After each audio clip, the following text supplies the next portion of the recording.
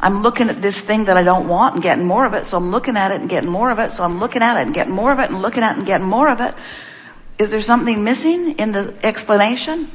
I see this thing I do not want, and the more I look at it, the more I get of it, so I think I will look at it some more. And we say, the thing that's missing is you have forgotten that you get what you think about, you get what you feel about, you get what you practice yourself into vibrational accord with. And we know it's much easier to keep thinking a thought you've been thinking. We watch you. We have offered blocks of thought to Esther for many, many years, watching her find new words that match those blocks of thought in order to help you from the inside out reorient yourself in this time-space reality.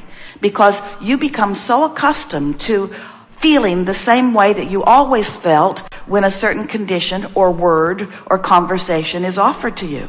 It's just easier to keep offering the vibration that you've been offering, even if it brings back to you something that you don't want.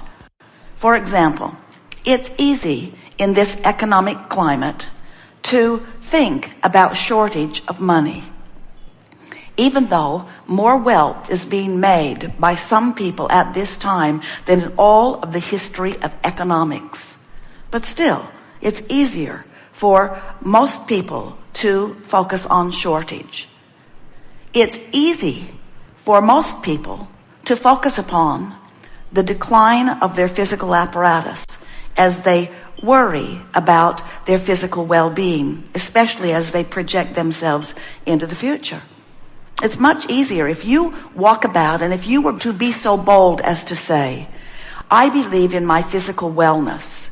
If you walked down any street in any city proclaiming your confidence in your well-being, you would be inundated with well-meaning, completely wrong people who would come forward to let you know you should not be so overly optimistic because haven't you heard about this or this or this or this or this?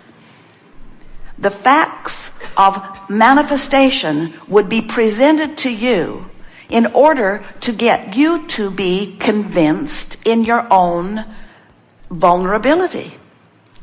And we want you to understand that even amidst all of this pessimism, it is astonishing to us to see people frantic about a healthcare system that from our point of view, you want never to need. It's like planning for your personal decline and everyone else's as well. Now, we are not encouraging you to not help out anyone who needs help. We just think that if you are convincing yourself all day, every day about your decline, Esther will listen to a comedian on television talking about old people, old, decrepit, declining, sexually devalued people. And she always says the same thing back to them. That's going to come back and bite you in the butt.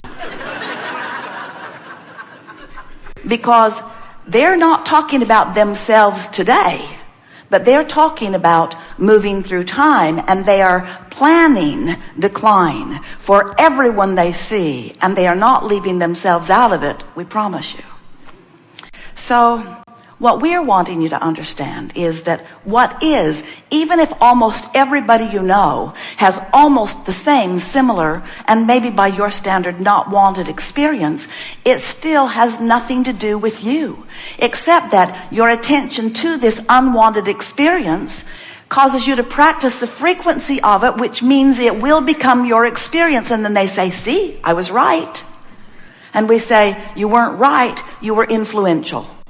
You influenced people into a vibrational pattern of thought that did not serve them. And had they been aware that the emotion that they are feeling is their indication, it's not serving me now, it's not serving me now, it's not serving me now, it's not serving me now.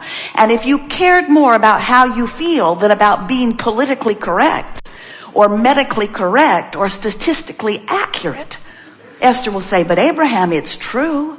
And we say, do you even know what those words mean?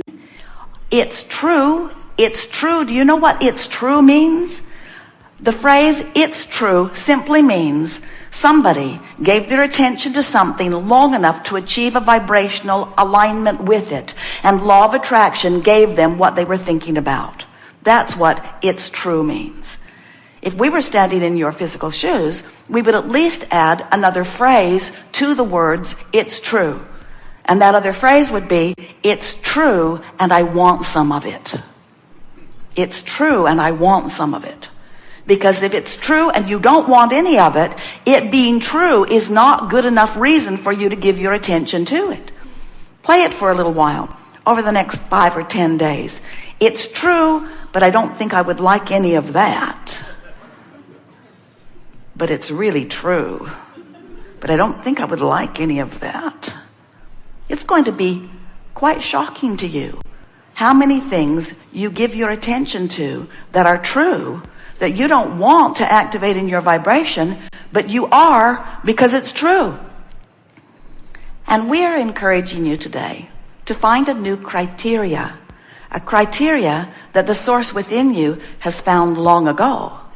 The criteria to give your attention to something is, does this that I'm holding as my object of attention resonate with the true core of my being? In other words, does it feel good when I think about it? This thing that I'm focused upon, is it in such vibrational sync with the source within me that when I focus upon it, I'm wide open to the energy that creates worlds, allowing the cells of my body to accurately communicate with one another, bringing me thriving resonance and well-being? That's the sort of truth we would encourage you to look for. The truth, the only truth, of pure positive energy that ripples through your being when you find alignment with the source within you. That's truth. That's truth that will serve you. That's truth that will refuel you. That's truth that will rebalance you. That's truth that will give you clarity. We are eager to talk with you about anything that is important to you. We just have a few things that we want you to remember before we begin, and that is, you are source energy in physical bodies, and you have vibration at your core. And the source within you, who you refer to as non-physical because you cannot see with your eyes usually, or hear with your ears usually, or smell with your nose, or taste with your tongue, or feel with your fingertips, you cannot translate what you believe to be non-physical through your physical format. So you make this really stark distinction between non-physical, which is by your standards for the most part unseen, and physical that you can count clumps on chairs about. And we want you to understand that the distinction between physical and non-physical, we would not make it at all, because there is a vibrational basis to all that is that you have full access to while you're here physically focused. And when you decide that you're going to find the feeling, the vibrational resonance with the source within you, now you will allow yourself to be the extension of source energy focused here in this physical body, reveling in the physical experience in the way that you intended to. You said, I'll go forth a part of this source energy into a physical body, and I will explore the variety. And as I explore that contrast, I will personally discern from my own important point of view what's wanted and what is more preferred from the mix that I am experiencing. And so you're doing just that. Every time you bump up against life experience, you evaluate it from your point of view. And we want you to understand that your point of view is not the new point of view of this new little person who has come into this physical experience. You've got an eternally based point of view. You've got a source energy point of view. You have a love-based, secure, worthy point of view. And everything that you experience in your physical life is being played against that vibrational knowing of who you are. So when you were really little and some teacher who was in a very bad mood for who knows whatever reason chose to choose you as the one to make us his example of someone who was inappropriate, and he shined his spotlight of disapproval all over you, and you felt horrid, the reason you felt so awful is because he activated within you a vibration that the source within you will never, ever, ever, ever, ever, ever, ever activate. He caused you to focus upon yourself in a diminished way. And that diminishment that you activated was so foreign to the vibrational frequency of the source within you who loves you that you felt that agonizing negative emotion that he convinced you over time was just your feeling of guilt or your feeling of acknowledging of your wrongdoing. And we say, it was nothing of the kind. It was just your early departure from who you really are and the beginning of your forgetting the worthiness of who you are. So many of our beloved physical friends look to other physical beings for approval. You're born into a family who convinces you pretty early on that if you behave this way, we will smile and praise and reward. And if you behave this way, we will frown and condemn and maybe even punish and withhold. And so you began early on to acclimate to what others seemed to be doing in response to what you were doing. You let them train you away from the frequency of source to a frequency that is fickle and disturbingly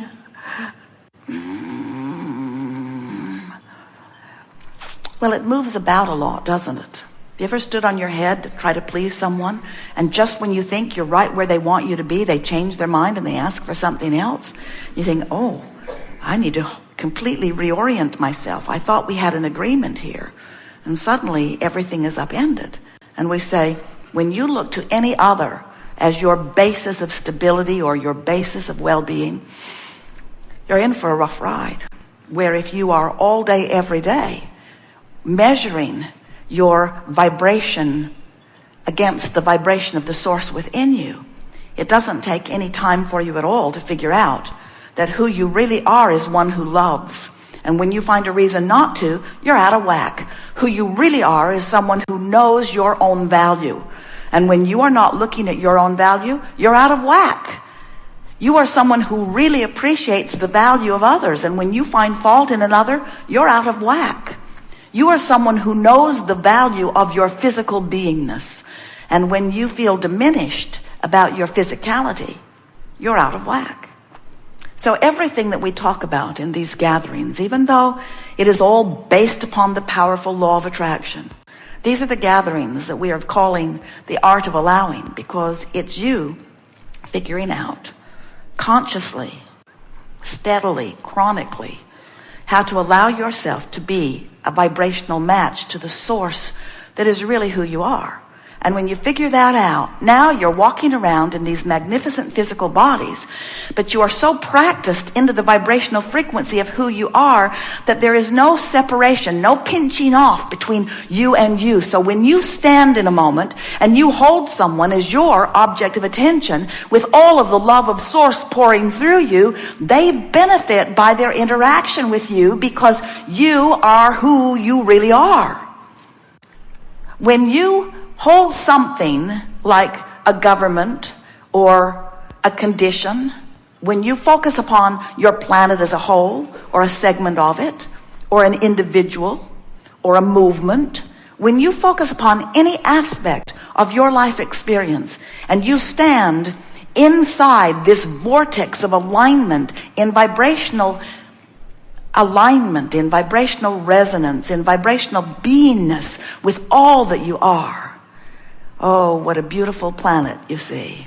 What a beautiful person you behold. But when you get crossways of that current and are not looking at your world through the eyes of source, when you're looking at your world through the eyes of shortage of lovers, shortage of money, shortage of something you want, we want, by the end of this gathering today, for you to realize that the only shortage that is ever evidenced by any negative experience or emotion that you ever find is your personal shortage of alignment with who you are.